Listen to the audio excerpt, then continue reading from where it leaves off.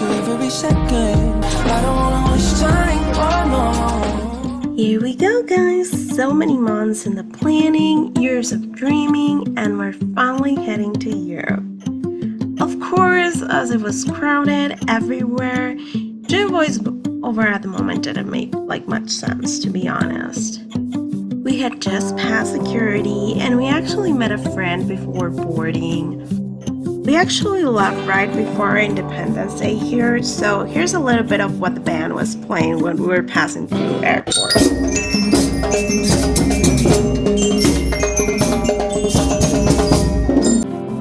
It had been a little while, a long while, since we got on an actual plane, and that time it was far less flight. This was 10 hours. Here we were at the hotel about to check in, and in our room finally. We, of course, searched for simple things. After all, we weren't planning to be much in our room. We wanted to go out and explore, and it was perfect for, comfy beds. And across the street, we had this really cool mall called Plaza del Rio Dos, so it would be like Plaza of the River Second. And the first day we just went there for lunch and we checked out a couple of stores. We really liked that mall, to be honest. It was in Madrid, and I think it was the only mall that we actually saw in Madrid, but it was very packed. It had a little bit of everything. It had places for makeup, for clothes, for different types of food. Of course, even it had its own Starbucks, which I was planning not to go, but I will admit the last day I did ended up going, so. Now it was time to head back to the airport and go to France, go to Paris. And if you ever traveled to the Barajas airport, that place is giant. You can just get lost in there. We were just trying to find the door, and it took us a couple of turns.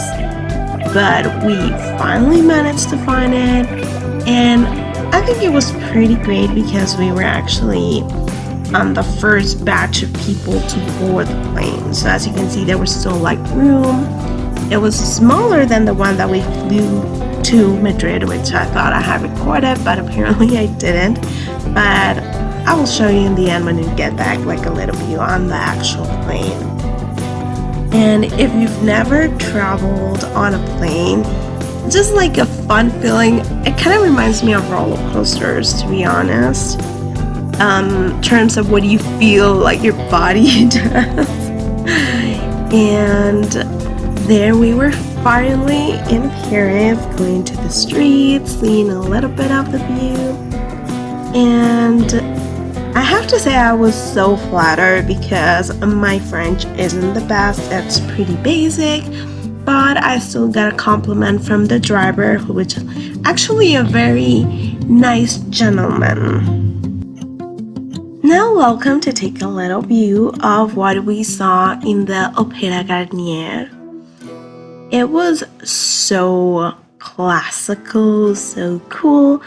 I'm just a little bummed that the auditorium itself was closed because, let's be honest, if you go to a place where they usually do plays and music and productions, you want to see the seats and the stage, but we still got to see really cool architecture and sculptures and paintings, and I definitely felt like I got a little more culture from the trip for just having gone there. And these places are so smart. They put the gift card right before you exit. And one of my dreams, no pun intended, was to go to the House of Dreamers, that it's just before the Louvre. And it was so much fun. It was definitely joy for my inner child. All the scenarios, all the cool photos that you get to take. So definitely, if you go to Paris, do try to check it out. I'm not too sure how long it's gonna be open, but they were initially supposed to close sooner than September, I think, and it still was open. Something that I will never forget was the fact that we got woken up by the fire alarm at 6 a.m. Little incident on the kitchen because our hotel did include a meal, and this is pretty much the options that we had. We had a machine, we had thing for egg boils and ham and cream cheese, of course pastries like eclairs, pain au chocolat, croissant. We had a lot of variety of pastries. To be honest, it was so good. We walked a lot, and this was probably the biggest mall that we saw. I think it was called Plaza de Ayes, and I really love this Stradivarius cashier option where you just put the things in and it tells you how much is it. And in Paris, we got into our first Eurobus. So cool, the screen with the next stops. There was like USB chargers on some points of the bus. So it was definitely a fun experience. And also showed us like a little bit more the city, because when you're walking, you're seeing it. But when you're going to the bus, sometimes you notice like more details than when you were walking by. Especially me and my mom that are like in between average and small height compared to Europe people, of course. This was probably one of the most expensive things that I planned for us on the trip, but it was totally worth it. A gourmet dinner at the Le Diamant Bleu, and it was beautiful. We were lucky enough to be seated by the window, so we could see everything as the boat passed by. The rooftop was also amazing. The view at night by the Seine River is just beautiful. Like, I really enjoyed it. The food was really good. There were only like 2 options for like starter and for the actual plate, but it was still pretty cool. The boat, of course, since it was going by the Seine, it allowed you to view the Eiffel Tower at night as we were passing it by. Please ignore my face on the screen on that previous photo. And here was like a quick view at the top of the boat. So it had chairs, and you know, you could just be seated there and you could just stand there and take photos. It was so cool. And on the inside, they had like live music. At the end, people even started dancing and everything. It was the funnest, most perfect experience for us, I think, because it was like a little bit of going and seeing versus like a little class to the trip, a little extra on the things because we didn't need like much expensive. We try to keep the expenses as low as we can so we could shop. So that kind of gave us like the glamour of Paris in a sort of way. And afterwards, the only thought I have was just having to wait for the Uber because it delayed forever because it had to like pass around the river and things like that, so it was definitely not the best part.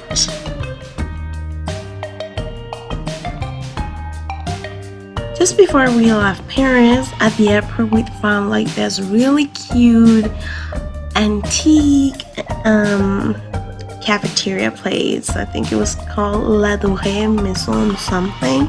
So beautiful, delicious drinks, so worth you trying. And since on Paris we finally got on a bus, we decided to do the same in Madrid.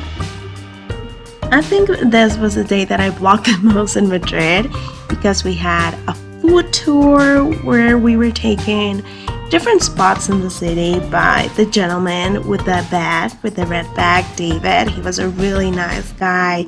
Really culture, very fun to talk to, from US actually, but living in Spain for a long time. You will see if you go to Spain, there's people from all over the world living there. You're just not going to see people from Spain, you're going to see people from Colombia, from Ecuador, from France. They kind of just all end up there, you could say. And it was fun because we got to try things on the street market, on different stores, and small bakery. a little wine tasting and cheese tasting, which is so classy, and I realize it's not for me.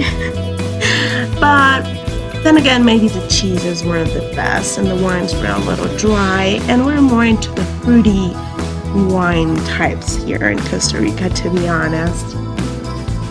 But it was a great chance to see the city, and then afterwards we could go and see the Royal Palace. Advice, get the ticket beforehand, because if not, we would have had to do a long line. But since we had a ticket for a certain time, we just sat down, wait for it to be like 30 minutes before time, and then we got to walk in and just skip the line, literally. And inside, you can choose a ticket that has a tour guide or go on your own. We decided to go on our own, that way we don't have to follow anyone's pace. Then I have to admit I took more photos than videos, but it's definitely an experience that it's worth you living by. And I cannot tell you guys how much of a pain it was trying to find this bus, because the Madrid Hop-on bus for tourism has like very specific stops, and they're not very clear on their website, so you could just so easily get lost. And we did. But once we finally found it, we were able to see more of the city, to get off of some stops, do some shopping, get back on.